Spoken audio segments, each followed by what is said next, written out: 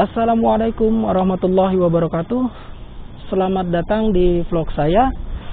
Dan kali ini kita akan membahas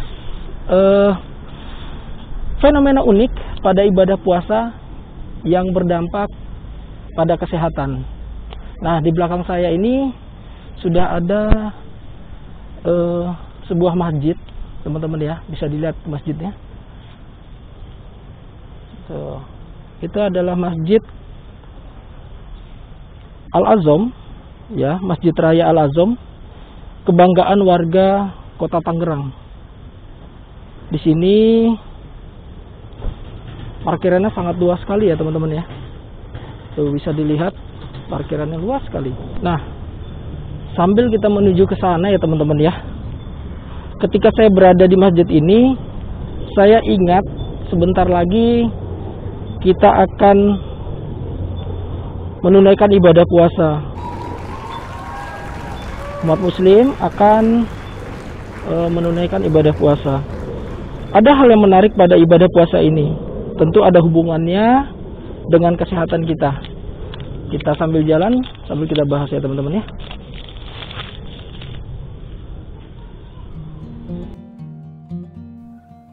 Nah, teman-teman, dalam kenyataan sehari-hari, banyak kegiatan yang dibatalkan atau diundur sampai sehabis bulan Ramadan. Puasa dihubungkan pula dengan timbulnya rasa lesu, lemah, serta kurang berkonsentrasi. Pertanyaannya, benarkah puasa dapat mempengaruhi aktivitas sehari-hari, bahkan gangguan kesehatan?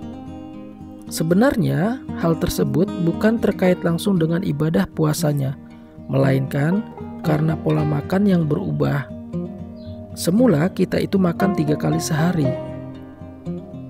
Waktu berpuasa menjadi 2 kali sehari, yaitu makan sahur dan buka puasa. Puasa tidak harus menimbulkan gangguan kesehatan. Bahkan dalam banyak kasus justru membuat tubuh menjadi bugar. Tentu saja yang tidak kalah penting adalah pengaturan buka puasa dan makan sahur sebagai rangkaian dari ibadah puasa tersebut. Puasa seringkali dikaitkan dengan kesehatan, baik berupa gangguan kesehatan maupun pengaruhnya yang positif. Ada sisi lain yang sering kita lupakan pada saat kita berpuasa, yaitu kemanfaatannya. Manfaat yang pertama adalah ternyata puasa dapat membersihkan racun di dalam tubuh kita. Yang kedua adalah menurunkan gula darah. Yang ketiga adalah menyehatkan sistem pencernaan. Yang keempat, mengurangi obesitas atau kegemukan. Dan yang kelima, mencegah resiko terjadinya stroke. Nah, kita bahas satu-satu ya teman-teman agar lebih jelas. Protokol kesehatan itu tetap harus selalu menjadi perhatian teman-teman ya. Di pandemi ini di masjid pun harus tetap melakukan protokol kesehatan. Nah, kita coba masuk ke dalamnya ya teman-teman ya. Nah, kita mulai dari membersihkan racun. Banyak sekali manfaat kesehatan yang dapat diperoleh melalui puasa, termasuk detoksifikasi. Apa itu detoksifikasi? Detoksifikasi adalah upaya untuk membersihkan racun-racun yang mengendap dalam tubuh. Nah, sebenarnya setiap hari tubuh sudah melakukan detoksifikasi seperti buang air kecil, buang air besar, dan melalui keringat. Beberapa hari pertama puasa, biasanya kita akan merasa lemas, pusing, dan mengantuk. Kenapa? Hal ini karena tubuh sedang melewati proses adaptasi terhadap pola makan yang baru. Aktivitas menahan rasa lapar, dahaga, dan emosi sangat baik bagi kesehatan. Selama berpuasa atau tidak makan dan minum selama kurang lebih 14 jam, sel-sel dan organ-organ tubuh yang berhubungan dengan sistem saluran cerna juga ikut beristirahat. Saat itu, selain sel tubuh terhindar dari kelelahan, tubuh juga melakukan proses detoksifikasi atau pembersihan dari zat-zat beracun yang masuk ke dalam tubuh, baik melewati makanan maupun lewat udara yang kita hirup.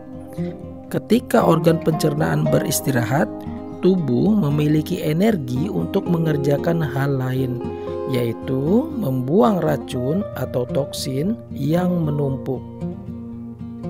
Sewaktu berpuasa, organ-organ yang berkaitan dengan pencernaan memperoleh kesempatan untuk tidak bekerja berat, termasuk lambung, usus, pankreas, empedu, dan hati. Bahkan hati merupakan organ pencernaan yang aktivitas metaboliknya paling tinggi, karena selain berfungsi sebagai gudang penyimpanan dan distributor zat-zat makanan yang diperlukan sel-sel tubuh, juga hati mengendalikan keluar masuknya racun pada tubuh kita. Kita lanjut ke manfaat berikutnya, yaitu menurunkan gula darah. Kadar gula dalam darah cenderung turun saat seseorang berpuasa. Hal ini memberi kesempatan pada kelenjar pankreas untuk istirahat. Seperti teman-teman ketahui, fungsi kelenjar ini adalah menghasilkan hormon insulin. Hormon ini berfungsi mengatur kadar gula dalam darah, mengubah kelebihan gula menjadi glikogen yang disimpan sebagai cadangan pada otot dan hati. Manfaat berikutnya adalah menyehatkan sistem pencernaan. Di waktu puasa, lambung dan sistem pencernaan akan beristirahat selama lebih kurang 12-14 jam, selama lebih kurang 1 bulan. Jangka waktu ini cukup mengurangi beban kerja lambung untuk memproses makanan yang bertumpuk dan berlebihan. Dianjurkan untuk mengkonsumsi buah-buahan segar untuk mencukupi kebutuhan vitamin dan mineral selama puasa. Manfaat yang berikutnya adalah mengurangi obesitas. Puasa dapat menghilangkan lemak dan obesitas atau kegemukan. Nah, perlu teman-teman pahami bahwa secara ilmiah diketahui bahwa lapar itu tidak disebabkan oleh kekosongan perut, tetapi juga disebabkan oleh penurunan kadar gula dalam darah. Nah, teman-teman, manfaat yang terakhir adalah mencegah risiko stroke. Manfaat puasa menurut beberapa penelitian dapat mengurangi risiko stroke. Dalam hal ini, puasa dapat memperbaiki kolesterol dalam darah kita, sehingga mengurangi risiko terjadinya stroke. Nah, teman-teman, itu aja yang bisa saya sampaikan pada hari ini. Mudah-mudahan bermanfaat ya. Sekarang saya mau pulang dulu. Mudah-mudahan apa yang saya sampaikan dapat bermanfaat. Jangan lupa like dan subscribe serta komen untuk channel ini agar terus berkembang ya, dan memberikan informasi-informasi kesehatan bagi teman-teman semua, supaya kita tetap sehat dan masa pandemi ini tetap menjaga protokol kesehatan kita. Itu aja dari saya. Assalamualaikum warahmatullahi wabarakatuh.